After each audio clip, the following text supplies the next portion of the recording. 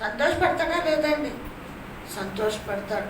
ప్రేమన దేవుని బిడ్డరా, ఈరోజు మరి సంపూర్ణమైన సమర్పణ మరి అంశం బట్టి ఎలాగా సమర్పించాలి, ఆత్మను కానివ్వండి, అర్పణ కానివ్వండి. మన అర్పణ ఎలా ఉండాలి? దేవునికి ఇష్టంగా, సంపూర్ణంగా, ఆయనకి సంతోషంగా అర్పణ మనం ఇచ్చినప్పుడు దేవుడు ఎంతనో సంతోషిస్తాడు. హల్లెలూయా, హల్లెలూయా. మంచిది ప్రియమైన దేవుని బిడ్డలారా, చూడండి తండ్రిని కుమారుడు ఎలా సంతోషపెడతాడు.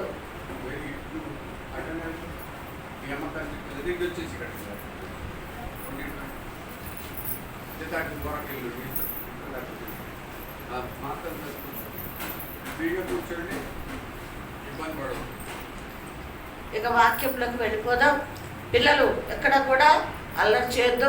తర్వాత ఇంకోటి, బిడ్డలు సంవత్సరం అంతా కష్టపడి చదివారు. పరిమళ కుమారుడు మన బుధవారమే వాడికి రిజల్ట్స్ వచ్చినాయి. మేము మా అత్తమ్మ ఇంటికి వెళ్ళాడు కానీ అక్కడ ఉన్నాడు. పాస్ అయ్యాను అన్నాడు. ఎరా పాస్ అయ్యావా, రిజల్ట్స్ వచ్చినాయంట. వచ్చినాయి, పాస్ అయ్యా. మరి ఊరికినే అన్నాం, ఎరా స్వీట్ ఏది మరి అంటే వాడు స్వీట్ డబ్బాతో రెడీగా ఉన్నాడు.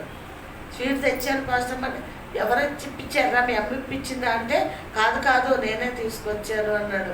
దేవునికి మహిమ కలుగును గాక. మరి పరిమళ చెప్పినట్టు మరి బిడ్డ పాస్ అవ్వాలని ఉన్నది కొడుకు. మరి బిడ్డలు సంతోషంగా ఉండటమే తల్లిదండ్రులు కోరుకుంటారు కదా. బిడ్డలు సంతోషమే, వాడు సంతోషం అనుకునే తల్లిదండ్రులు మనం దేవుడు పెట్టాడు కదా. మరి వాడు కూడా పాస్ అవటం దేవుడు కృప చూపించాడు. తర్వాత మీ చెల్లి ఏదా పాప, నీ పేరేం పేరు? ప్రసన్న కూడా పాస్ అయ్యావు కదా. పాస్ అయింది. దాన్ని బట్టి దేవాది దేవుడికి వందనాలు. అందరికీ ఫోన్లు చేసి మేము అడిగాము. తామాసు కూడా నిన్న ఫోన్ చేసి వాళ్ళ కొడుకు కూడా పాస్ అయ్యాడంట. మరి మా బాధ్యత కదా, సంఘంలో పిల్లలందరి గురించి ప్రార్థన చేసాము. దేవుడు కార్యం చేస్తాడు తప్పకుండా. మరి అందరూ దేవుడి కృపను బట్టి. ఇంకా ఎవరు పాప పాస్ అయ్యారు? ఎవరు పాస్ అయ్యారు? మీ అబ్బాయా, ఈ పాప? మరి వీళ్ళందరూ కూడా మరి దేవుడు పాస్ చేసి తల్లిదండ్రులు సంతోషపెట్టాడు. హల్లెలూయా. మరి తల్లిదండ్రుల్ని మీ పిల్లలు మిమ్మల్ని సంతోషపెట్టారు కదా పాస్ అయ్యి. ఏమైంది? సునీతకు బాగాలేదా? ఏమైందమ్మా? అయ్యో, ఈ సునీత ఎక్కడా అని చూస్తున్నాను. మరి అమ్మాయి పాస్ అవుతుందో మరి తండ్రి తల్లి ఎంత పడుతున్నారా లేదా? బిడ్డలను బట్టి తల్లిదండ్రులకు చాలా సంతోషం. పరిమళ వాళ్ళు తల్లిదండ్రులు సంతోషపడుతున్నారు. మరి మనం ఎవరిని సంతోషపెట్టాలి చెప్పండి? ఎవరిని సంతోషపెట్టాలి? అది కదా మనం ఈరోజు అంశము మంది అదే. మనము లోకంలో అసలు ఎందుకు పుట్టాం, ఎందుకు ఉన్నాం, ఏం చేయటానికి ఉన్నాం, ఏం చేస్తున్నాం? నీకు నువ్వే సంతోషంగా ఉన్నావా, లేకపోతే ఎవరినైనా సంతోష పెట్టడానికి నువ్వు ఉన్నావా లోకంలో? ఇవన్నీ చేసి ఎలా చచ్చిపోతావు? ఎందుకు బ్రతుకుతున్నావు, ఎందుకు చచ్చిపోతావు అని మనం ప్రశ్న వేసుకుందాం. ప్రేమైన దేవుని బిడ్డరా, ఇక్కడ వాక్యములో చదువుకుంటూ మనం ప్రశ్న వేసుకుని జాగ్రత్తగా దేవుని అమూలమైన మాటలు జాగ్రత్తగా విన్నాం. అంచె దినాల్లో ఉన్నాం బిడ్డలారా. మరి విన్నారు కదా సాక్ష్యము. ఎప్పుడేం జరుగుతుందో తెలీదు. దయచేసి అందరూ చచ్చిపోవాల్సిందే. చచ్చిపోతామా ఉంటామా? వెళ్ళిపోతాం అందరం కూడా. మరి ప్రభు పంపించాడు, ఆయన బిడ్డలం మనం వెళ్ళిపోవాలి. కానీ ఎక్కడికి వెళ్తున్నాం? మన పాపములు బట్టి విడువబడుతున్నామా, లేదు పరిశుద్ధులుగా మారి ప్రభు దగ్గరికి వెళ్ళిపోతున్నామా, ఎలా ఉన్నాము అన్నది మనం పరిశోధించుకోవాలని దేవుడి పేరిట మనం చేస్తున్నాను. చూడండి, లూకాసు వార్త 1వ అధ్యాయము 10వ వచనం. నాకు త్వరగా, ఎందుకంటే మనకి టైం తక్కువగా ఉంది కాబట్టి. మరి ఈరోజు చాలా రోజుల తర్వాత లూకాసు వార్త 1వ అధ్యాయము 10వ వచనం, అధ్యాయము 10వ వచనం. చాలా రోజుల తర్వాత ఇద్దరు సాక్ష్యం చెప్పారు. హల్లెలూయా. చాలా సంవత్సరాలు అయిపోయి సాక్ష్యాలు చెప్పగా మనం మందిరంలో ఎవ్వరు లేరు. ప్రజల సమూహం అంతయు వెలుపల ప్రార్థన చేయుటగా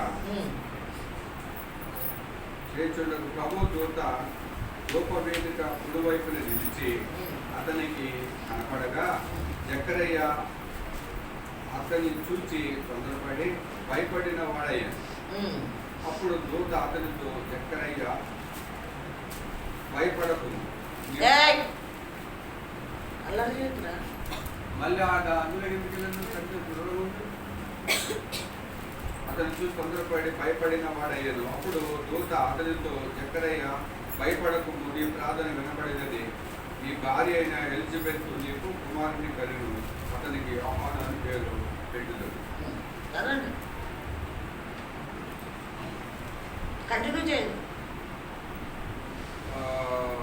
కుమారునికి అతనికి యోహాను అని పేరు పెట్టుతుంది. అతడు ప్రభు దృష్టికి గొప్పవాడై ద్రాక్షారసమైనను మద్యమైనను తాగక తన తల్లి గర్భమున పుట్టినది మొదలుకొని పరిశుద్ధాత్మతో నిండుకున్న వాడై ఇశ్రాయేలులలో అనేకులను ప్రభు అయిన వారి దేవుని వైపున త్రిప్పును.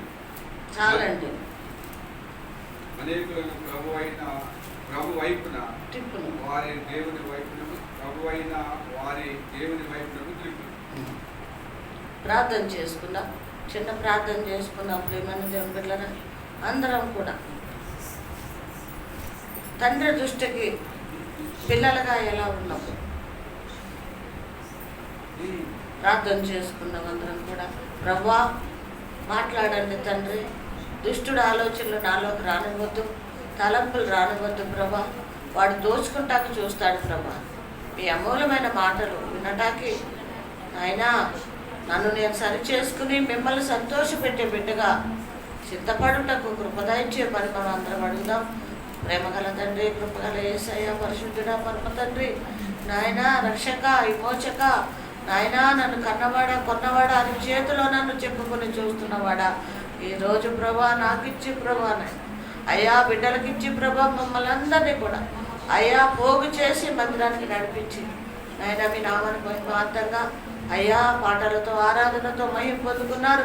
ఈ అమూల్యమైన అయ్యా మీ స్తోత్రం యేసయ్యా. వాక్యంలోకి మేము వచ్చినప్పుడు వాక్యము సరిచేస్తుంది, వాక్యం బ్రతికిస్తుంది, వాక్యం నడిపిస్తుంది, వాక్యము ప్రభా జీవింపచేస్తుంది. అదే వాక్యం దగ్గరికి వచ్చాం నాయన, మమ్మల్ని సరిచేసి ప్రభా మీ నామాన్ని మహిమ తెచ్చుకోమని అందరితో మాట్లాడమని, నాతో కూడా మాట్లాడమని త్వరగా రానయ్యున్న నజరేయుడని యేసునామములో యేసయ్యా తండ్రి మీ స్తోత్రములు ప్రభా. నాలో మీరుండి ఈ అమూల్యమైన మాటలు నా నోట పెట్టి మాట్లాడి మీ నామాన్ని మహిమ తెచ్చుకుంటారని యేసయ్య నామంలో ప్రార్థించి అడిగి వేడుకుంటున్నాం తండ్రి.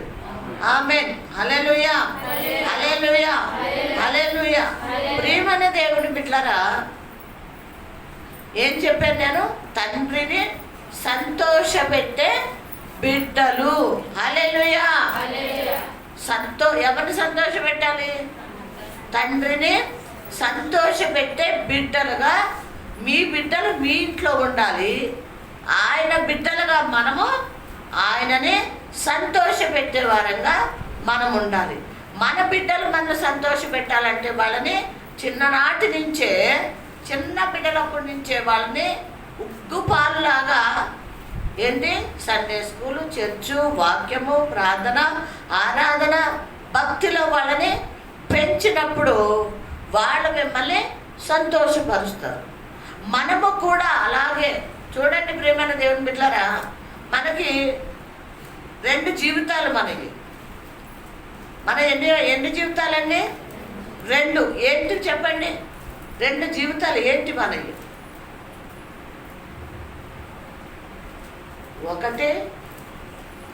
ఒకటి పాపపు జీవితం మంది, పుట్టక, పాపపు పుట్టక. ఎలాగా పాపపు పుట్టక? మన తల్లిదండ్రులు ఎవరు పాపం చేస్తున్నారు? ఆదాము, హవ్వ కదా. తర్వాత ఈ లోకంలో మనకు తల్లిదండ్రులుగా ఉన్నవాళ్ళు, వాళ్ళు కూడా పితరులు చేసిన పాపం వాళ్ళలో ఉంది కాబట్టి మనలో ఏముంది? ఆ పాపము మనలో కూడా వచ్చింది కాబట్టి మనము పాపులుగా పిలువబడ్డాం కదండి. పాపులుగా పిలువబడ్డప్పుడు మనము లోకానికి వచ్చాము, మనకేం తెలీదు కదా. మంచేదో చెడేదో మనకు తెలీదు. ఎందుకు? చీకట్లో ఉన్నాం, పాపంలో ఉన్నాం, పతనమైపోయి ఉన్నాం. కాబట్టి అసలు నా జీవితం ఏంటి, నా బ్రతుకేంటి అని తెలుసుకునే జ్ఞానం కూడా, ఆలోచన కూడా మనకు లేదు. అది మొదటి జీవితం. అయితే ప్రభు మనల్ని ఆదిలోనే చూశాడు. కాబట్టి మనందరినీ ఎప్పుడు చూశాడంట? ఆదిలో చూశాడండి. ఆదిలోనే నువ్వు ఏ తల్లిదండ్రుల గర్భంలోకి వెళ్ళాలన్నది మిమ్మల్ని, నన్ను, మనందరినీ కూడా ఆయన ఏర్పాటుని బట్టి శిశువులుగా చేసి గర్భాల్లో వేసాడు దేవుడు.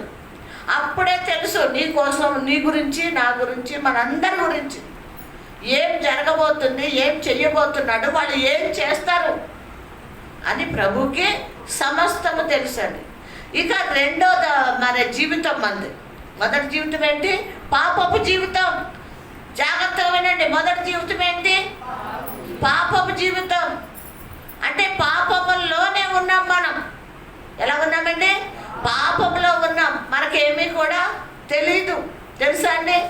మంచేదో తెలీదు, చెడేదో తెలీదు. అజ్ఞానంలో ఉన్నాం. మనకి ఇష్టం వచ్చిన దారిలో మనం వెళ్ళిపోయాం. మనకి ఇష్టం వచ్చినట్టు నడుచుకున్నాం. ఎందుకంటే ఇప్పుడు మంచి చెడు తెలిస్తే ఆలోచించుకుని అమ్మో వద్దు, మంచి దారిలో వెళ్దామని పోనీ నడకన్నా మార్చుకుంటాం. అసలు మనకు తెలీదే, మనకి తెలీదు. ఎందుకు? రక్షకుడైన యేసు ప్రభు అప్పుడు మనకి ఇంకా పరిచయము కాలేదు. హల్లెలూయా. యేసయ్య రక్షకుడు మనకి ఇంకా తెలీదు. ఎవరు తెలీదండి? యేసయ్య మనకి తెలీదు రక్షకుడు. కాబట్టి మనం పతనమైపోయి పాపంలో ఉన్నా, మనకు అన్ని ఏమీ తెలియకపోయినా, మనకిష్టం వచ్చిన దారిలో మనం నడుస్తూ, మనకిష్టం వచ్చినట్టు పాపం చేస్తూ, మనకిష్టం వచ్చిన జీవితాన్ని జీవిస్తున్నా, ప్రేమగల యేసయ్య మనల్ని అప్పుడే ప్రేమించాడంట. హల్లెలూయా.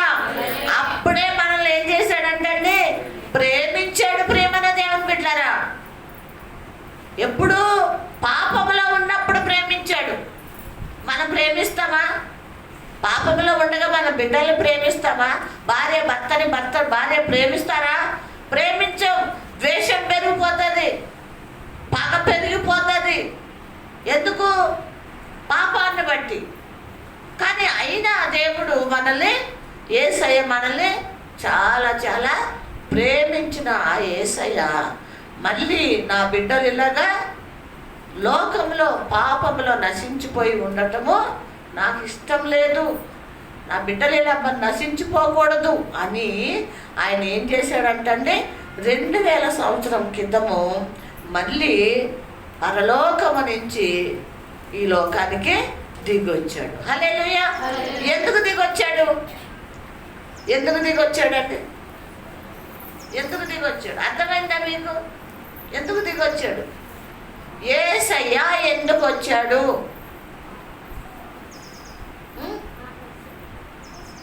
దేనికోసమండి? ఏమ్మా? పాపములో ఉన్నారు, నశించిపోతారు నా బిడ్డలు, నశించిపోవటానికి వీలు లేదు. వాళ్ళకి తెలియక పాపములో ఉన్నారు నా బిడ్డలు. ఏమనుకున్నాడు? నా బిడ్డలకి తెలీదు, నేను వెళ్ళి తెలియజేస్తాను వాళ్ళకి. హల్లెలూయా. వాళ్ళకి నేను వెళ్ళి తెలియజేస్తాను. ఏం తెలియజేస్తాడు? అమ్మా ఇది చెడు, ఇది మంచి. మన బిడ్డలకి ఎలా చెప్తాము? రే అటు పోవద్దు, అది మంచిది కాదు, లేకపోతే వాళ్ళతో స్నేహం చేయొద్దు, వాళ్ళు మంచి వాళ్ళు కాదు అంటమానమా అని చెప్తాం.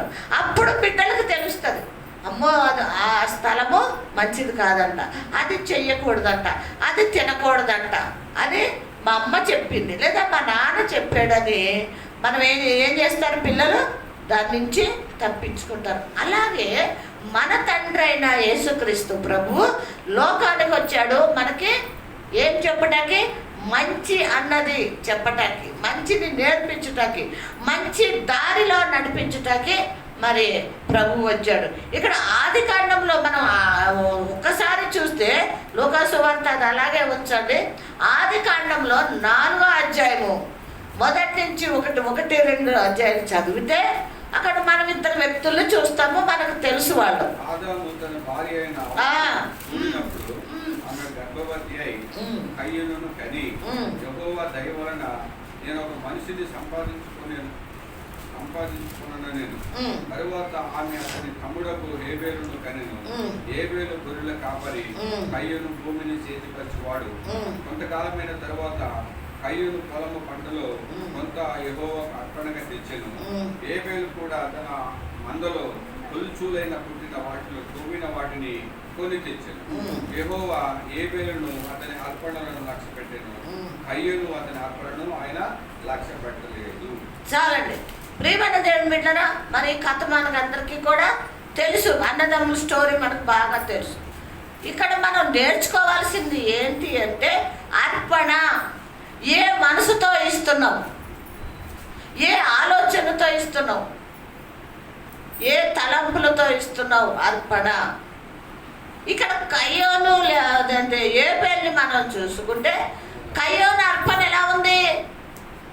కయ్యోను అర్పణ ఎలా ఉంది? మిమ్మల్ని అడుగుతున్నాను, నోరిప్పాలి. ఎలా ఉంది? ఎలా అర్పిస్తాడమ్మా? అమ్మా హేబేలు ఎలా అర్పించాడు? కయ్యోనికి ఒకటి, దేవుని భయము లేదు. దేవుని భయము లేదు. అర్పణ ఎలాగ అర్పించాలో అతనికి తెలీదు. అతను సొంత ఆలోచన ప్రకారంగా నడుస్తున్నాడు, కానీ దేవుని చిత్తము చేయడానికి ఇష్టపడతలేదు. దేవుడిని సంతోష పెట్టాలి అనుకోలేదు కయ్యోను. కానీ హేబేలు మాత్రము తండ్రిని అనుసరించాడు. హేబేలు ఎవరిని అనుసరించాడండి? తండ్రి ఎవరు? ఆదాముని అనుసరించాడు. ఆదాము అవ్వమ్మ ఇద్దరిని కన్నారు. మరి దేవుని గురించి వాళ్ళకి చెప్పలేదంటారా? చెప్పితే తెలిసిందా? అదేంటి అర్పణల గురించి చెప్పకుండానే తెలిసిందా వాళ్ళకి? చెప్తేనే తెలిసింది. ఇప్పుడు మీరున్నారు చర్చికి వస్తున్నాం. ఇంటి దగ్గర మీరు ఏం చేస్తారు? పిల్లలకి 5 రూపాయలు ఇస్తారో 10 రూపాయలు ఇస్తారో డబ్బులు ఇచ్చి ఇవి మనం చర్చికి వెళ్తున్నాం. కానుక డబ్బా ఉంటుంది అక్కడ, అందులో వెయ్యాలి మీరని మీ పిల్లలకి ఇచ్చి చెప్పుతారు. జోబులో పెట్టుకో, కొనుక్కుంటాం కాదురా, ఎవరికి ఇవ్వాలి? దేవునికి వెయ్యాలి అని మీరు చెప్పారు. ఆయన దేవుడు ఉన్నాడు, దేవుడు మనకి అని చెప్పారు. కాబట్టి వాళ్ళు ఏం చేస్తున్నారు? ఆ కానుక తెచ్చి దేవునికి ఇస్తున్నారు, కానుక డబ్బాల్లో వేస్తున్నారు. అలాగే కయ్యోను వచ్చాడు, హేబేలు వచ్చాడు, కానీ కయ్యోను అర్పణ సరైనది కాదు. జాగ్రత్తగా వినండి. దేవుడు మన కోసమే మాట్లాడుతున్నాడు, మనకి నేర్పించటానికి, మనము నేర్చుకుంటానికి. అర్థమవుతుందా? కయ్యోను అర్పణ దేవునికి ఇష్టం లేదు. అతని అర్పణ దేవుడికి అంగీకారంగా లేదు. వాడి సొంత ఆలోచనలతో తెచ్చాడు. ఎవరు? కయ్యోను. ఏంటిది? అర్పణ. భయం లేదు, ఒక క్రమం లేదు, పరిశుద్ధత లేదు.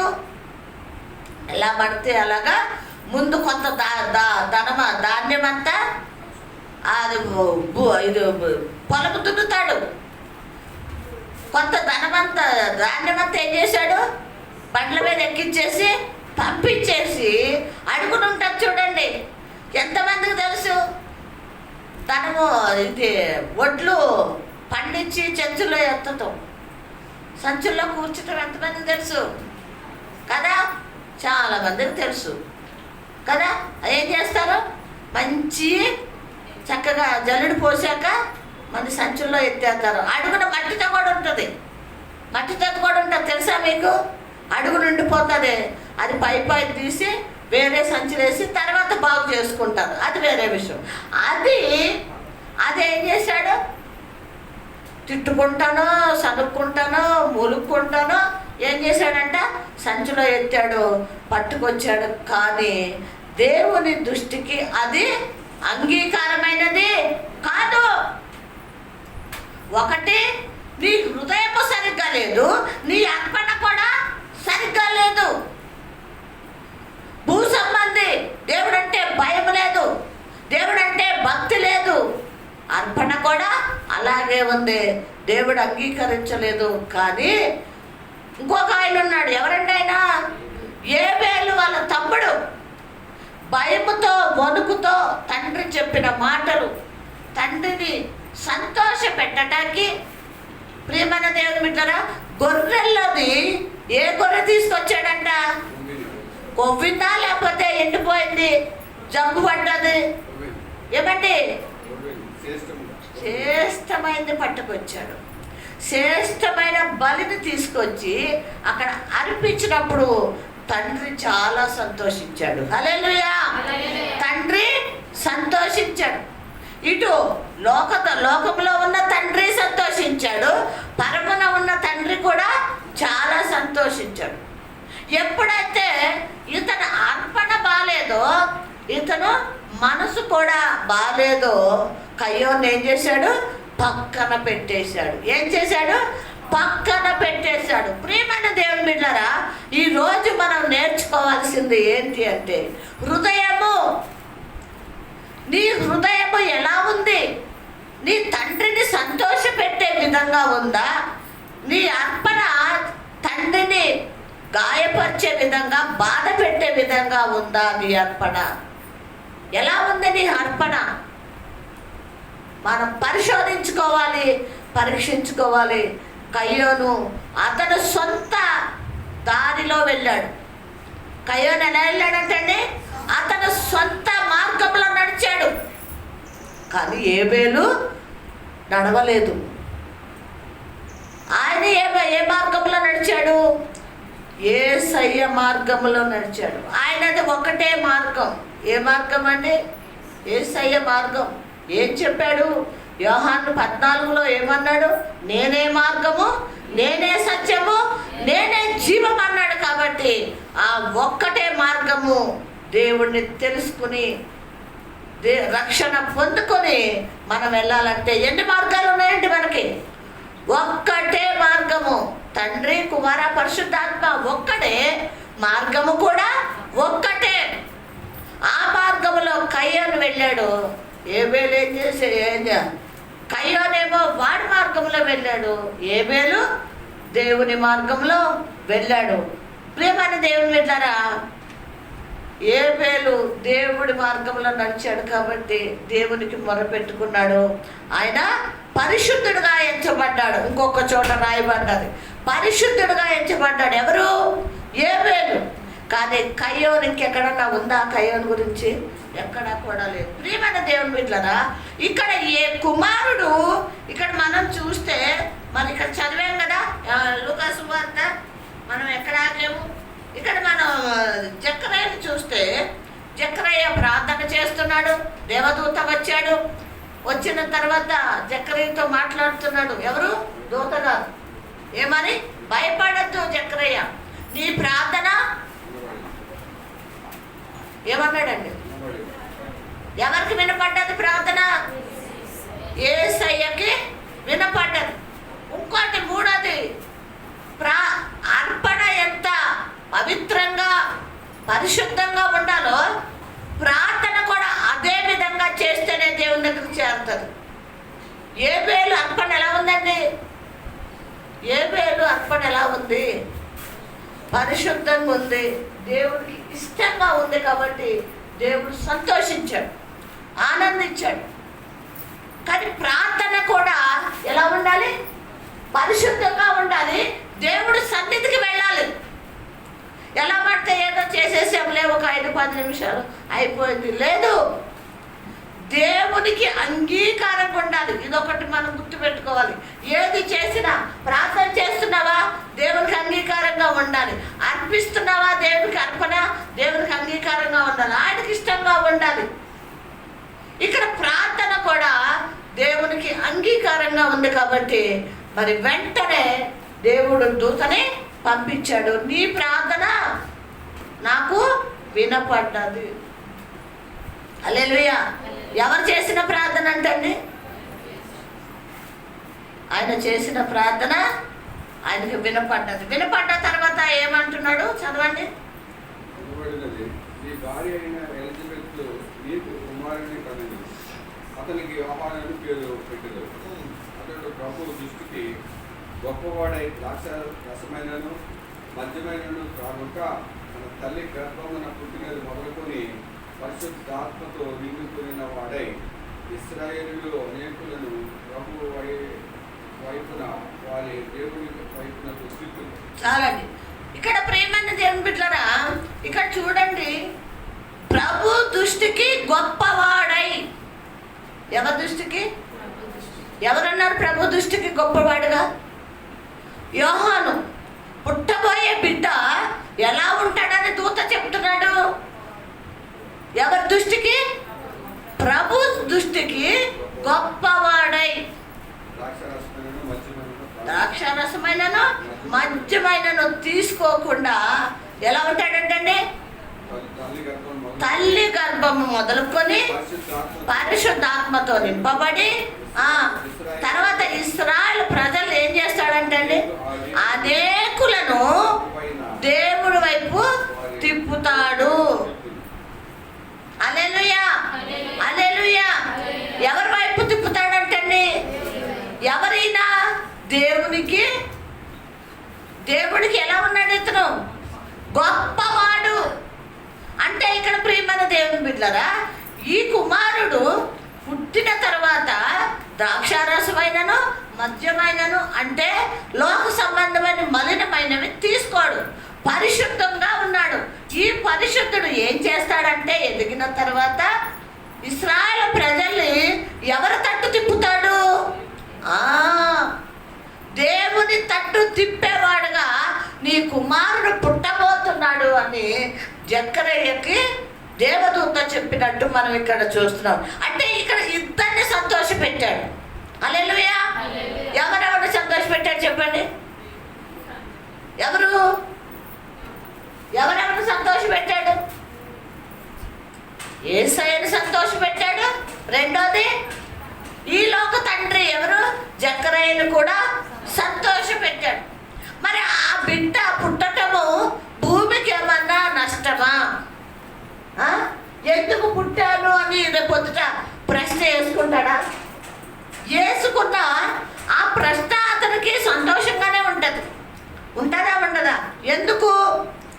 నన్ను పరిశుద్ధుడిగా పుట్టించాడు, నేను ఆయన దృష్టికి నేను గొప్పవాడిని, ఆయన ప్రజల్ని నేను ఆయన తట్టు తిప్పటానికి కూడా నాకు గొప్ప ధన్యత ఇచ్చాడు నా దేవుడు. ఇక్కడ నాకు లోక తండ్రి కూడా చాలా సంతోషిస్తున్నాడని ఇతను సంతోషిస్తాడా సంతోషించడా? ఇప్పుడు మనం ప్రశ్న వేసుకుందాం. మనము పుట్టిన కాడి నుంచి సరే పాపములో ఉన్నప్పుడు మనకు ఏమీ తెలీదు, మంచి చెడ్డ తెలీదు, ఏం చేయాలో తెలీదు, ఎవరి కోసం బతకాలో తెలీదు, ఎవరిని సుశీలమ్మ ఎందుకు కొరుకుతున్నావు? మంచిది కాదు, గోర్లు పెట్టద్దు. ఎవరిని సంతోష పెట్టాలో పాపంలో ఉన్నాం కాబట్టి మనకు తెలియదు. ప్రభు వచ్చి మన కోసం ప్రాణం పెట్టిన తర్వాత ఆయన రక్తముతో మన పాపాలు కడిగేసి మనకి రక్షణ ఇచ్చాడు.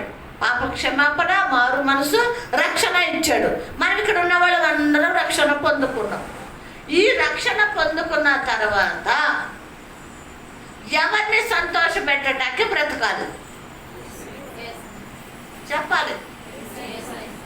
చెప్పటమేనా ఏమన్నా చేశారా? నేను ఇది చేశాను అని చెప్పగలుగుతారా మీరు? ఏమ్మా, మీరేం చిన్నపిల్లలు కాదు కదా. పెళ్ళిళ్ళయి పిల్లలు అన్నారు, రేపు మాపు పెళ్ళిళ్ళు కూడా చేస్తారు. మరి ఏమన్నా చేశారా? ఎవరినన్నా సంతోషం పోనీ నువ్వుగా సంతోషంగా ఉన్నావా? నీ కుటుంబం, నీ భార్య బిడ్డలు నువ్వు సంతోషంగా ఉన్నారా? నీ పొరుగు వాడిని సంతోష పెట్టావా? నీ తల్లిదండ్రులను సంతోష పెట్టావా? ఎవరిని సంతోష పెట్టావు? ఈ 3 విషయాల్లో మీరు ఎవరిని సంతోష పెట్టారు? ఎందుకు వెళ్తున్నావు బయటికి?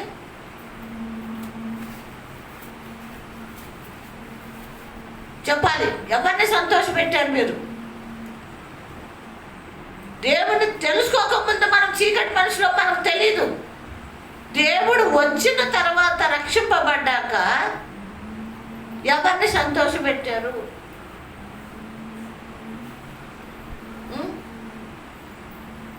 మిమ్మల్ని నమ్మ అడిగేది. టైం వేస్ట్ చేయకండి. అయితే అయిందని చెప్పండి, అయితే లేదని చెప్పండి. మేము ఎవరిని సంతోషం పెట్టలేదని చెప్పండి. సంతోషం పెడితే సంతోషం పెట్టామని చెప్పండి. అందరూ ఎవరిని సంతోష పెట్టారు మీరు? ఎవరిని సంతోష పెట్టినప్పుడు భూమికి భారం తప్ప బతకటం వేస్టా కాదా? ఎందుకు బతుకుతున్నారు? ఎందుకు బతుకుతున్నారు? ఈ ప్రశ్న ప్రభు అడుగుతున్నాడు మనందరినీ. ఎందుకు బ్రతుకుతుంది? తింటాకి, తాగటాకి, ఎంజాయ్ చేయటానికి, మనం చూసుకుంటాకి, ఇందుకేనా బతుకుతున్నాము? ఇదేనా దేవుని చిత్తము? ఇదే అనుకున్నాడు ఆ ప్రభు నిన్ను నుంచి, నా నుంచి? ఏమ్మా ఏం చేశారు చెప్పండి. ఇప్పుడు నేను ఇద్దరు గురించి చెప్పాను. యోహాను గురించి మధ్యలో ఉంది, ఇంకా ఉంది. యోహాను ఎవరిని సంతోషపెట్టాడని ఆగాను నేను. ఇటు లోక తండ్రిని సంతోషపెట్టాడు, పంపించిన యేసయ్యను కూడా సంతోషపెట్టాడు. కయ్యాను అదేంటి ఏబేలును చూస్తే ఎవరు సంతోషపెట్టారు? ఏబేలు పరలోక తండ్రిని సంతోషపెట్టాడు, ఈ తండ్రిని కూడా సంతోషపెట్టాడు. ఇద్దరిని చూసుకున్నాం. ఇప్పుడు అడుగుతున్నాను మిమ్మల్ని నేను, ఎవరిని సంతోషపెట్టారు మీరు?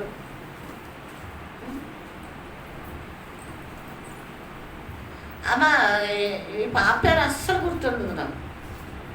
ఈ పేరు కేజీఆర్. ఒక్కసారి పైకి లేదు నువ్వు.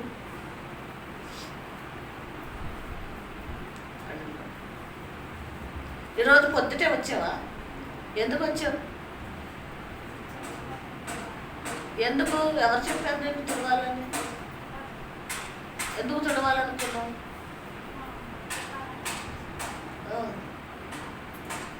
తుడవాలనిపించింది, తుడవటానికి వచ్చు. ఇక్కడ ప్రేమన్న దేవుని బిడ్డరా, ఉదయకాలం నేను ఈ అమ్మాయి గురించి పడుకుని ఆలోచిస్తున్నా. వీళ్ళ మాట వినపడుతుంది నాకు. కిటికీలో వచ్చి మెట్ల మీద నిలబడ్డది ఈ అమ్మాయి. వాళ్ళ అమ్మ నిన్న చెప్పింది, అమ్మ వాళ్ళు వస్తారు, దీవంతా తుడిపించొద్దు, పెద్ద అమ్మాయి పిల్లలు వచ్చి తుడుస్తారని సునీత చెప్పింది. సరే మేము ఊరుకున్నాం, అయినా వచ్చారు. నేను ఆలోచిస్తున్నా, రాత్రి వాక్యము సిద్ధపడ్డాను. లోకంలో మనం ఎవరిని సంతోషపెట్టా బ్రతుకున్నాం? ఎందుకు పంపించాడు దేవుడు అని ప్రశ్న వేసుకుంటే ఈ అమ్మాయిని గుర్తు చేసుకున్నాను. యవనస్తురాలు ఎవరిని సంతోష పెట్టడానికి పొద్దుట 6:30కి వచ్చింది. ఎవరిని సంతోష పెట్టడాకండి? అమ్మాయి రాకపోతే కొడతారు ఎవరన్నా? లేకపోతే బలవంతంగా మేము రమ్మన్నామా? లేకపోతే బలవంతంగా అమ్మాయి రమ్మన్నదా? చెప్పండి. హృదయంలో అమ్మాయికి ఒక భారం పెట్టాడు దేవుడు. సరే, ఎన్ని రోజులు వస్తుందో తర్వాత సంగతి. అమ్మాయి ఏం డిసైడ్ చేసుకుంటుందో నాకు తెలియదు. నేను ఈ రోజు గురించి మాట్లాడుతున్నా. అమ్మాయి పడుకోవచ్చు కదా, లేదా అక్కడే ఉండొచ్చు కదా. ఈ చుట్టుపక్కల ఉందా ఈ అమ్మాయి? ఎక్కడి నుంచి వచ్చింది? మనందరికీ స్వార్థము. ఎందుకు? మనకే పనులు ఉన్నాయి, మాకే ఇంట్లో పోళ్ళు పనులు చేసుకోవాలి, టైం సరిపోదు, ఎక్కడ చర్చికి వెళ్ళి పని చేస్తాం అని అనుకుంటామా అనుకోమా? మనం నిజం చెప్పండి, అనుకుంటామా అనుకోమా? చెప్పండి, మిమ్మల్ని అడుగుతున్నాను నేను. అనుకుంటామా? అనుకుంటాం. అది కామన్. అది ఈ అమ్మాయి నేను ఆలోచించింది, తెలుసుకున్నది ఏంటి అంటే, ఈ అమ్మాయికి తెలియకుండానే యేసయ్యని సంతోషపెట్టింది ఉదయకాలం వచ్చి. హల్లెలూయా, హల్లెలూయా. దేవుని పని చేయటము మామూలు విషయం కాదు. మీకు అర్థం కావట్లేదు. నేను అది చేసిన దాన్నే, చర్చిలో తుడిసిన దాన్నే, కడిగిన దాన్నే, వంట చేసిన దాన్నే, బాసాలు కడిగిన దాన్నే, కూరగాయలు కోసిన దాన్నే. తెలుసా మీకు? ఇక్కడ కూర్చున్నాను ఈ రోజునంటే అక్కడి నుంచి వచ్చాను నేను. కింద నుంచి వచ్చాను నేను. నాకు తెలుసు అదేంటో, దాని విలువేంటో నాకు తెలుసు. ప్రేమన్న దేవుని బిడ్డలారా, ఇప్పుడు మనందరి దగ్గర సమాధానం లేదు ఇక్కడ కూర్చున్న మీకు. కానీ ఈ అమ్మాయికి సమాధానం ఉంది, ఈ అమ్మాయి జ్ఞానం ఉంటే చెప్పొచ్చు. నేను యేసయ్యను సంతోష పెట్టడానికి చర్చి తుడవటానికి పొద్దుట వచ్చాను అని చెప్పొచ్చు. కానీ అమ్మాయికి అంత చెప్పనీకి చేతగాక చెప్పలేకపోతుంది. మేము రమ్మనలేదు, మీ అమ్మేమన్నా వెళ్ళమన్నా ఎల్లు తుడువు అని అన్నదా? అనలేదు. పోయిన వారమే చెప్పింది సునీత, అమ్మ పెద్దమ్మ ఇలాగ అంటుంది, నేను వెళ్ళి తుడుస్తాను చర్చి అని. ప్రియమైన దేవుని బిడ్డలారా, నేను అందరికీ చెప్పేది ఏంటంటే, ఎవరిని సంతోష పెట్టడానికి ఆయన ప్రాణం పెట్టాడు, రక్తాన్ని చిందించాడు, రక్షణ ఇచ్చాడు. ఈ రోజున నిన్ను నన్ను బ్రతికించాడు. ఎందుకు ఎందుకు పెట్టాడండి? ఎవరిని సంతోష పెట్టడానికి? ఎవరిని సంతోష పెట్టాలి మనం? ఏమ్మా, ఎవరిని సంతోష పెట్టాలి?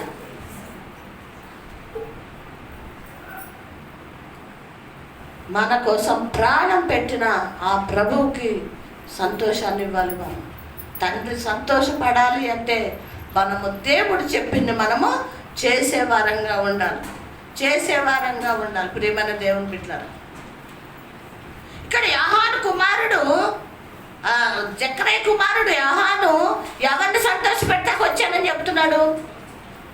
కంటిన్యూ చేయండి మళ్ళీ ఇక్కడ. అంత అక్కడికి మళ్ళీ పైకి ఎందుకు వెళ్తున్నారు? ఇప్పుడు ఇక ఎక్కడ వరకు చదివారు? ఇస్రాయేలు 17 నుంచి చదవండి. 17. అతడు తండ్రుల హృదయములను పిల్లల తట్టునకును అవిధేయులను నీతిమంతుల జ్ఞానమును అనుసరించుటకును క్రీస్తు ప్రభువు కొరకు ఆయత్తపడి ఉన్న ప్రజలను సిద్ధపరచుటకై ఏలి యొక్క ఆత్మయు శక్తియు గలవాడై ఆయనకు ముందుగా వెళ్ళను కనుక సంతోషం మహా ఆనందం కలుగును. ఏమంటండి? పిల్లలంట ఎవరు తట్టు తిరుగుతారంట? తండ్రిని తట్టు తిప్పటానికి. ఎలా తిప్పుతున్నాడు? సువార్తతో. దేవుని జ్ఞానం లేని వాళ్ళు, దేవుడు భయం లేని వాళ్ళను కూడా వాళ్ళని ఏం చేస్తున్నాడు? ఆయత్తపరుస్తున్నాడు. వాక్యము చెప్పి అరణ్యంలో ఏం చేస్తున్నాడు యోహాను? మనకు తెలుసు. అరణ్యంలో ఏం చేశాడు యోహాను? వార్త ప్రకటిస్తూ ఉన్నాడు. ఏ వార్త అండి? తండ్రి యేసయ్య రాబోతున్నాడు, మార్గము సరళం చేయండి, మారు మనసు పొందండి, మీ పాపాలు ఒప్పుకోండి, మీ పాపాలు ఒప్పుకొని రక్షణ పొందండి అని సువార్త ప్రకటిస్తున్నాడు. ఈ విషయంలో ఈయన ఏం చేస్తాడంటే అందరినీ మారుస్తున్నాడంట. ఎవరు? యోహాను. అందరినీ పాపములోంచి తప్పిస్తూ ఉన్నాడు దేవుని మాటలతో. అప్పుడు ఎవరికి సంతోషం వచ్చిందంట? ఎవరికండి సంతోషం?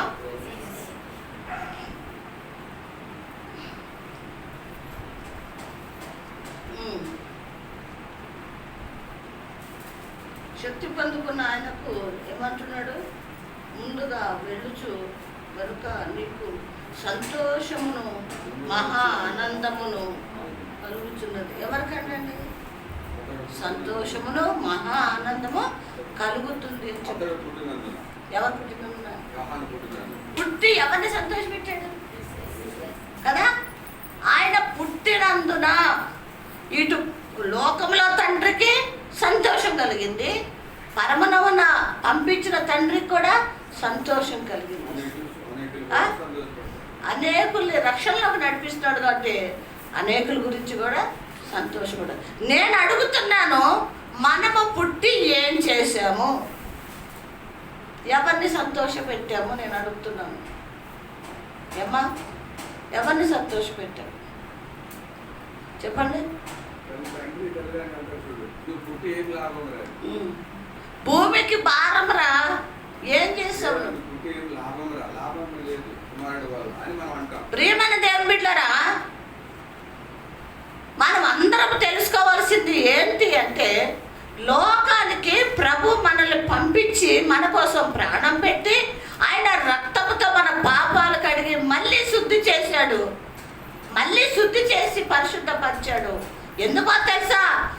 మొదట నీ జీవితం పాపపు జీవితం, నీకు తెలియదు, ఓకే, దాని నుంచి నిన్ను తప్పించాడు, రక్షణ పొందుకున్నావు. ఆ రక్షించింది ఎవరు? యేసయ్య అని నీకు తెలిసింది కదా. ఎంతమందికి తెలిసింది నన్ను రక్షించింది యేసయ్య అని, నన్ను బ్రతికించింది యేసయ్య అని, నా కోసం ప్రాణం పెట్టిందని ఎంతమందికి తెలుసు? మన అందరికీ తెలుసు. మరి తెలిసినప్పుడు ఆయన పట్ల నీకున్న బాధ్యత ఏంటి? ఏం చెయ్యాలి ఆయన గురించి నువ్వు నేను? ఏమ్మా ఏం చేయాలి అడుగుతున్నాను ఈరోజు నేను.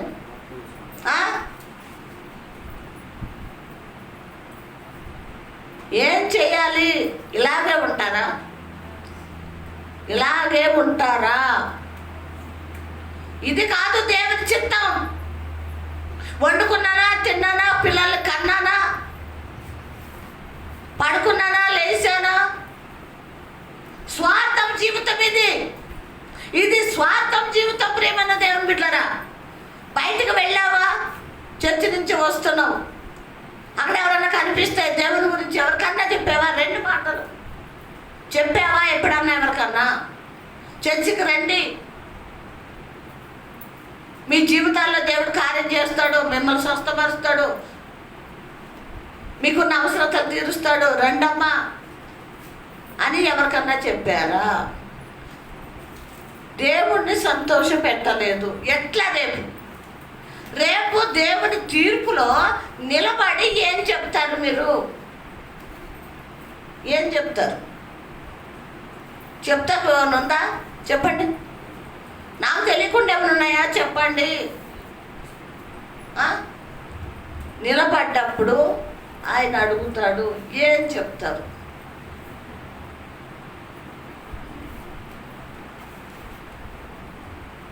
ఏమోనయ్యా మాకు తెలియదయ్యా, తెలుసుంటే మరి మేము నువ్వు చెప్పినట్టే చేద్దాం, నిన్ను సంతోషపెడతామయ్యా, నేను ఆనందపడతామయ్యా అని మీరు అంటాకే మీకు తెలియదా? యేసయ్య తెలీదా? యేసయ్యని సంతోష పెట్టాలని మనకు తెలీదా? తెలుసా? తెలీదా? మరి ఏది? ఇప్పుడు అది చెప్పి తప్పించుకుంటా కూడా లేదు. అందరికీ ఎటు చెట్టు యేసయ్య తెలుసు.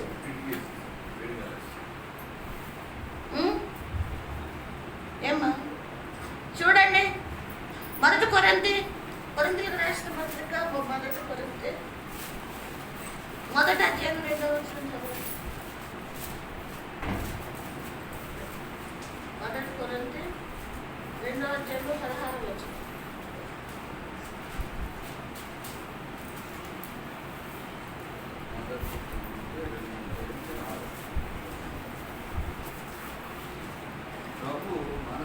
ఎరిగి ఆయనకు మొదటి అధ్యాయంలో 2వ వచనం. కొరింథీ కదా. కొరింథీలో ఉన్న దేవుని సంగమునకు ఇక్కడ హైలైట్ చేద్దాం.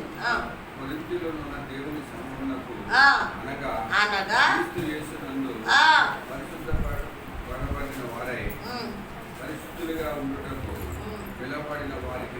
ఏమంటండి? ఎలా ఉండటానికి పిలువబడ్డారంట? పరిశుద్ధంగా ఉండటానికి పిలువబడ్డారు. చదవండి. పరిశుద్ధులుగా ఉండటకు పిలువబడిన వారికి మనకును ప్రభువుగా ఉన్న మన ప్రభువైన యేసుక్రీస్తు నామమున ప్రతి స్థలములలో ప్రార్థించు వారందరికీ శుభమైన చెప్పి వ్రాయి ఉన్నది. మన తండ్రి అయిన దేవుని ప్రభువైన యేసుక్రీస్తు కృపయు సమాధానం మీకు కలుగునుగాక. క్రీస్తు యేసునందు మీకు అనుగ్రహింపబడిన దేవుని కృపను చూచి ఈ విషయమై నా దేవునికి ఎల్లప్పుడూ కృతజ్ఞతలు చెల్లించున్నాను. క్రీస్తుని గురించిన సాక్ష్యం మీరు సిద్ధపరచబడినందున ఆయన అందు మీరు ప్రతి విషయంలోనూ, అనగా సమస్త ఉపదేశంలోనూ సమస్త జ్ఞానంలోనూ ఐశ్వర్యవంతులయ్యేవి. చాలండి. మరొకసారి చదవండి మాట.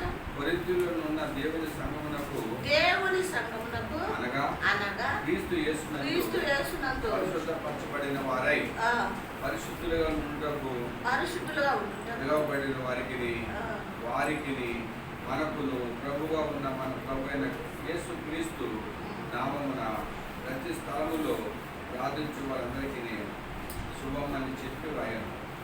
పరిశుద్ధులందరికీ కూడా శుభమని అంటే ఇప్పుడు ఎలా ఉండమన్నాడు? పరిశుద్ధంగా ఉండమన్నాడు. అదే ఎక్కడ చదువుతారంటే మీరు కొరింథీయులకు రాసిన 2వ అధ్యాయంలో 16 వచనం చదవండి. 16. ప్రభు మనసును ఎరిగి ఆయనకు బోధింపగలవాడెవడు? ప్రభు మనసును ఎరిగి ఆయనకు బోధింపగలవాడెవడు? మనమైతే క్రీస్తు మనసును కలిగిన వారము. సహోదరులారా, ఆత్మ సంబంధమైన మనుషులతో మాట్లాడినట్లు నేను మీతో మాట్లాడలేకపోతే. ఎవరు కలిగి ఉండాలంటే అండి? ప్రభు మనసు ఎరిగిన ఎవరి మనసు ఎరిగి ఉండాలి? ప్రభు మనసు మనము ఎరిగి ఉండాలంటండి. ఎవరి మనసు ఎరిగి ఉండాలంటండి? ప్రభు మనసు మనము ఎరిగి ఉండాలని వాక్యం తేటగా తెలియజేస్తుంది. మనం ఎరిగి ఉన్నామా? మనము ప్రభు మనసు ఎరిగి ఉన్నామా? మిమ్మల్ని నేను అడిగేది. తెలుసా మీకు? ప్రభు మనసు అంటే ఏంటో మీకు తెలుసా? ఏమ్మా, మిమ్మల్ని అడుగుతున్నా. తెలుసా? ప్రభు మనసు తెలుసా? ప్రభు మనసు అన్నమ్మా, ప్రభు మనసు అంటే ఏంటి అమ్మా? అదే ఆయన మనసు. మన నుంచి ఏం కోరుకుంటున్నాడు? ఇంకా నన్ను నా బిడ్డ సంతోషపరచాలి, నా కుమారుడు నన్ను సంతోషపరచాలి అని కోరుకుంటున్నాడు. అది కదా ఆయన మనసు. ఆయన మనసు మనం ఎరిగి ఉంటే ఆయనని నిజంగానే సంతోషపరుస్తాం. మనం ఎరిగి ఉన్నామా? ఆయన మనసు ఎరిగి ఉన్నామా? ఎరిగి లేవు. ఎరగలేదు కాబట్టి, లోతుగా తెలుసుకోలేదు కాబట్టి ఆయన్ని సంతోష పెట్టలేకపోతున్నాం. ఇక్కడ మనం ఏమైనా ఎంతమందిని చూసుకున్నాము? కయ్యోని ఏమేమి చూసుకున్నాం. కయ్యోని ఏమైపోయాడు? దేశదిమ్మరైపోయాడు. ఎందుకు? వాడు మార్గంలో వాడే నడిచాడు, దేవునికి అర్పణ సంపూర్ణంగా అర్పించలేదు కాబట్టి వాడు పక్కకు పోయాడు. ఏబేలు దేవుని మనసు ఎరిగినవాడు. దేవుని మనసు ఎవరు ఎరిగారంటే ఎరిగి ఉన్నాడు కాబట్టి అర్పణ సంపూర్ణంగా అర్పించాడు. దేవుడు సంతోషించాడు. మనము కూడా దేవుని మనసు ఎదిగి ఆయనని ఎలా సంతోషపెట్టాలి, మనం ఏం చేస్తే ఆయన సంతోషపడతాడు అన్నది మనము తెలుసుకోవాలి. చూడండి, అపోస్తల కార్యము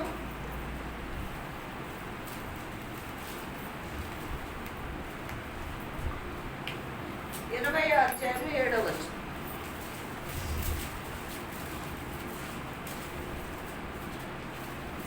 ఆదివారం మేము కూడినప్పుడు పౌలు మరునాడు వెళ్ళనై ఉండి వారితో ప్రసంగించు అర్ధరాత్రి వరకు విస్తరించి మాట్లాడుచుండేది. చాలండి. ఏం చేశారంటే వీళ్ళు ఆదివారం నాడు రొట్టె విరుచుటకు ఏం చేశారంటే వాళ్ళు కూడుకున్నారు. చాలు, అదే చాలు మనకి. ఇవాళ ఏం రోజు? ఇవాళ ఆదివారమా?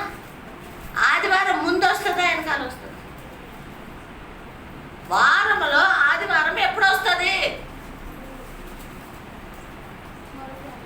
ఏమా ముందు వస్తుందా వెనకాల వస్తుందా? శనివారం ఎప్పుడు వస్తుంది? శనివారము లాస్ట్లో వస్తుంది. అప్పుడు ప్రభు రాకముందు శనివారము వాళ్ళు ఆరాధన చేసేవారు. ఎవరు? ఈ శిష్యులు రాలేదు అప్పటికి. వీళ్ళండి ఇశ్రాయేల్ ప్రజలు. శనివారమే వాళ్ళకి ఆరాధన దినం. శనివారమే వాళ్ళకి ఆరాధన దినం, ఆదివారం కాదు. ఎప్పుడైతే అపోస్తలు ప్రభు ఏర్పరచుకున్న తర్వాత దేవుడు వాళ్ళకి ఇచ్చిన పరిశుద్ధ ఆత్మ అభిషేకముతో వాళ్ళు గ్రహించింది ఏంటి అంటే, ప్రభు మరణించి ఎప్పుడు లేచాడండి? ఆదివారము. అంటే ఆదిలో ఉంచి ఆదివారం ఉంది. హల్లెలూయా. ఆదిలోంచి ఏముంది? ఆదివారం ఉంది. తర్వాత మొదటి రోజు ఆదివారం. కాబట్టి ఆదివారమే మనం ఏం చేయాలి? రొట్టె విరవాలి. హల్లెలూయా. ఆదివారమే మనం ఏం చేయాలి? రొట్టె విరవాలి అని అపోస్తలు అప్పటి నుంచి ఏం చేస్తున్నారంటండి? ఆదివారమే ఆరాధనలోనే రొట్టె విరిచేవారు. హల్లెలూయా. మనకి కూడా అదే క్రమము ఆనాటి నుంచి ఈనాడు వరకు మరి క్రమముగా రొట్టె విరవటానికి దేవుడు కృప చూపిస్తున్నాడు. హల్లెలూయా. హల్లెలూయా. ఇప్పుడు కూడా రొట్టె విరిచే దినమే కదా ఈరోజు మనకి. ఆదివారము, రెండోది రొట్టె విరవటం. ఆదివారం ఆరాధన చేయాలి, రెండోది రొట్టె విరవాలి. రొట్టె విరవటం అంటే ఈ రక్తము ఈ రొట్టె కూడా పుచ్చుకొని మనం ఎప్పుడు వరకు ఆయనను జ్ఞాపకం చేసుకోవాలన్నాడు? ఆయన వచ్చే వరకు. ఎందుకు తీసుకోవాలి? బల్ల అంటే ఎందుకు తీసుకోవాలి? ఎందుకు తీసుకోవాలమ్మా? బల్ల తీసుకుంటున్నాం కదా ప్రతి నెల మనం. ఎందుకు తీసుకోవాలి? తీసుకుంటే ఏంటి దానివల్ల ప్రయోజనం? ఏమ్మా, ఎందుకు తీసుకోవాలి బల్ల?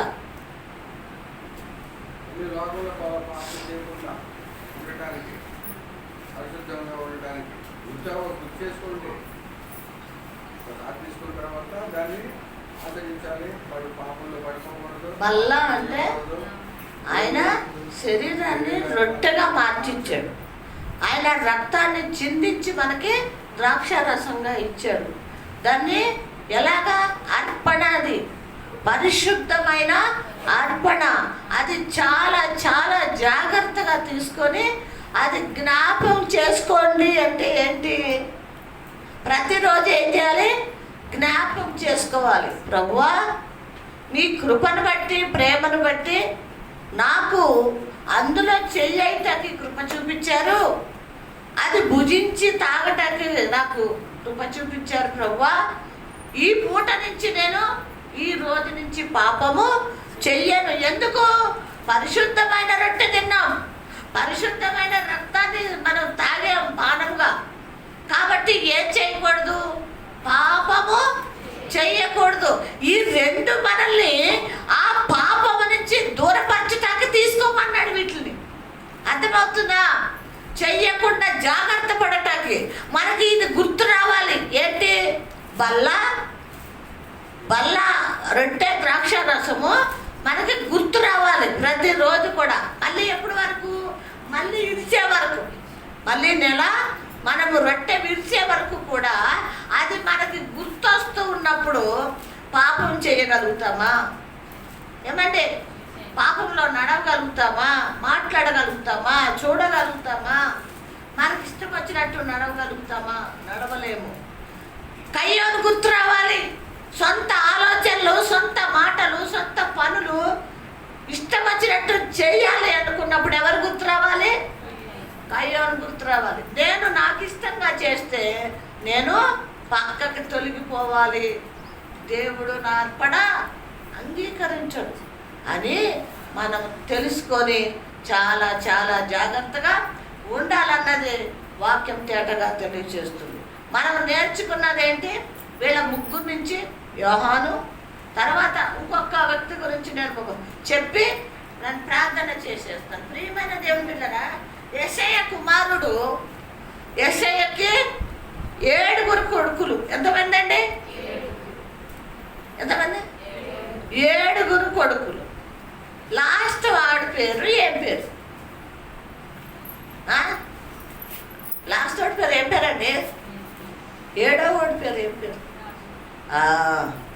దావీదు. దావీదు కుమారుణ్ణి తండ్రి మర్చిపోయాడు. కుమారుడు ఉన్నాడు, ఒక కుమారుడు ఉన్నాడని కూడా తండ్రికి ఏం లేదు, గుర్తే లేదు. ఆయనకి గుర్తుందల్లా 6 కొడుకులే గుర్తున్నారు. ఎంతమంది గుర్తున్నారంటే?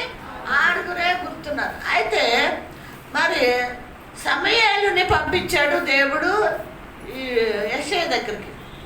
పంపించి, అయ్యా నీకు ఎంతమంది కొడుకులు అంటే, అయ్యా 7 అన్నాడంట. అవునా, అయితే నీ కొడుకులు ఒక్కొక్కరిని బయటికి పిలువు అంటే పెద్దోడు వచ్చాడు. దేవుడు చెప్పాడు ఈడు కాదు అన్నాడు. 2వ వాడు వచ్చాడు, 3వ వచ్చాడు, ఈడు కాదు. 4వ వాడు వచ్చాడు, 5వ ఈడు కాదు, 6వ వాడు వచ్చాడు. అయిపోయారంటే అయ్యగారు ఉన్నాడండి ఒకడు, వాడు చిన్నోడండి, వాడు గొర్రెల్ని కాసుకుంటాడండి, చిన్నోడండి వాడు. వీళ్ళైతే బాగా చదువుకున్నారు, బిజినెస్లు చేస్తున్నారు, అందంగా ఉన్నారు, చాలా బాగుంటారండి వీళ్ళు అని తండ్రి పొగుడుతూ ఉన్నాడు సమూయేలు దగ్గర. ప్రియమైన దేవుని బిడ్డలారా, మనము కూడా ఒక కొడుకు చదువుతున్నాడు అంటే, లేదా వాడు ఉద్యోగం చేసి 10 రూపాయలు తెస్తున్నాడు, పని చేసి 10 రూపాయలు తెస్తున్నాడు అంటే మన ధ్యాస అంతా వాడి మీదే ఉంటుంది. కానీ ఏ పని చేయకుండా అల్లరిగా చిల్లరగా తిరిగే వాడిని ఏమంటాం? వీడు ఎందుకు పనికి రానివాడు అంటామా? ఎందుకు పనికి రానివాడు? అసలు వాడు గుర్తే రాడు. వాడు ఉన్నాడో లేదో కూడా వాళ్ళకి తెలియదు. వాడు వస్తున్నాడా పోతున్నాడో కూడా తెలియదు. అదే పరిస్థితి అయింది ఈ తండ్రికి. ఇంకెవరు లేరా అని అడిగాడు. దేవుడు చెప్తున్నాడు ఇతనికి, వీళ్ళు కాదు నేను కోరుకునేవాడు, నన్ను నన్ను పరిచేవాడు వీడు కాదు, వీళ్ళు 6 కాదు అంటే. ఏమయ్యా ఇంకా ఉన్నారా అంటే, ఒకడు ఉన్నాడయ్యా. మరి పిలిపించు, నువ్వు పిలిపించు అంటే, మరి పిలిపిస్తే దావీదండి ఎలా ఉన్నాడు? చిన్న పిల్లోడు. నేను అనుకుంటా ఆడి వయసు ఉంటుందేమో. ఒకవేళ మీ అబ్బాయికి 15 సంవత్సరాలు కదా, 10th క్లాస్ కదా, మరి అంత ఉండొచ్చు దావీదు. మట్టి ఎలా ఉంటుందండి? గొర్రెగాసు పిల్లలు ఎలా ఉంటారు? బట్టలు మాసిపోయి, వాసన వస్తా, తల మాసిపోయి, స్నానం ఉండదు, ఏముండదు, అలా ఉంటారు కదా. మరి ఉన్న పాటున మీ నాన్న రమ్మంటున్నాడు అనేటప్పటికి దావీదు మరి తండ్రి పిలిచాడు కదండి. గబగబా వస్తుంటే దేవుడు మరి సమూయేలుకు చెప్తున్నాడు, వాడుకు నన్ను సంతోషపరిచేవాడు, నన్ను ఆనందపరిచేవాడు అదిగో వస్తున్నాడు అన్నారంట. గట్టిగా చప్పట్లు కొడతాం. ప్రియమైన దేవుని కదా, ఒక్కొక్కసారి మనం అనుకుంటాం వీడు ఎందుకు పనికిరాడు, దేనికి పనికిరాడు, దేనికి పనికిరాడు, దేనికి పనికొస్తాడు? ఇటు చదువులో లేడు, ఒక పనిలో లేడు, దేంట్లో కూడా లేడు అని లోక సంబంధమైన కళ్ళు మనల్ని మోసం చేస్తూ ఉంటాయి. కానీ ప్రియమైన దేవుని బిడ్డలారా, అంతరంగమును ఎరిగిన వాడు దేవుడు, హృదయమును తొంగి చూస్తున్న దేవుడు దావీదు వస్తుంటే అదిగో వస్తున్నాడు, నన్ను సంతోషపరిచేవాడు. అతనికి చెప్తున్నాడు సమూయేలుకి, సమూయేలు పొయ్యి తైలము అతని నెత్తి మీద, హల్లెలూయా, అతని తల మీద తైలం పోయి అభిషేకించు. ఎవరండి? బాలుడు. ఎవరి దృష్టికి సంతోషం కలిగించేవాడు అంటండి? ఎవరిని సంతోషపరిచేవాడంట? యేసయ్యని సంతోషపరిచేవాడు. ప్రియమైన దేవుని బిడ్డలారా, అతనికి కూడా తెలీదు, నా తండ్రి నన్ను పట్టించుకోడు, నా అన్నదమ్ములు నన్ను పట్టించుకోరు, లోకస్తులకి అసలు నేను ఉన్నానో సత్యాన్ని కూడా తెలీదు అనుకుంటున్నాడు. ఆకతాయి చిన్నపిల్లోడు. కానీ ఎవరికి తెలుసు అంట? దేవునికి తెలుసు. ప్రియమైన దేవుని బిడ్డలారా, దావీదు కూడా ఎవరిని సంతోష పెట్టేవాడంట? దేవుణ్ణే సంతోష పెట్టేవాడు. దావీదు మనసు ఎవరికి తెలుసు? దేవునికే తెలుసు. కాబట్టి దేవుని బిడ్డలారా, మనము మన తండ్రిని సంతోషపెట్టే బిడ్డలుగా మనం ఉండాలన్నదే దేవుని చిత్తము. ఎంతమంది సంతోషపెట్టారు? ముగ్గురు నలుగురా? ముగ్గురు. ఎవరెవరు? బాప్టిస్మం ఇచ్చే యోహాను, ఏబేలు, దావీదు. వీళ్ళ ముగ్గురు కూడా ప్రభువుని సంతోషపెట్టేవాడు. ఈరోజు మనల్ని అడుగుతున్నాడు, మనము ప్రభువుని సంతోషపరిచే వారంగా ఉన్నామా? మన సొంత జ్ఞానంతో ఆలోచనతో మనం సంతోషపడుతున్నామా? తిన్నామా, తాగామా, సుఖించామా? ఇలా ఉంటే దేవుని కోసం ఏది చెయ్యకపోతే రేపొద్దుట తీర్పులో ప్రేమన్న దేవుని బిడ్డలారా, ప్రభు అడుగుతాడు, ఏంటి నీ సమాధానం? ఏం చెప్తావు ప్రభుకి? మనము సంపూర్ణంగా స్వస్థంగా నీతిగా ఏం చేయాలంటే ప్రతి ఆదివారం కూడా రొట్టె విరవాలి. అంటే ఈ బల్ల రోజు మన హృదయాలు ఎలా ఉండాలంట? ఎలా ఉండాలండి? పరిశుద్ధంగా మనము హృదయాన్ని పెట్టుకొని రొట్టె విరిసే విషయంలో సిద్ధంగా ఉండాలని వాక్యం తేటగా తెలియజేస్తుంది. కాబట్టి ఈరోజు మంచి తీర్మానం చేసుకుందాం. నిజమే, నా స్వార్థానికి బ్రతుకుతున్నాను, నా స్వార్థం కోసం జీవిస్తున్నాను, ఎప్పుడు సస్తానో ఎందుకు సస్తానో నాకే తెలీదు. ఇప్పుడైనా నా దేవుని కోసం పని చేసి దేవుని సంతోషపెట్టే విధంగా నేను జీవిస్తానని అందరం తీర్మానం చేసుకుందాం. అందరం కూడా ప్రభు బిడ్డలుగా జీవిద్దాం. ఈ వాక్యం దేవుడు దీవించి ఆశీర్వదించు.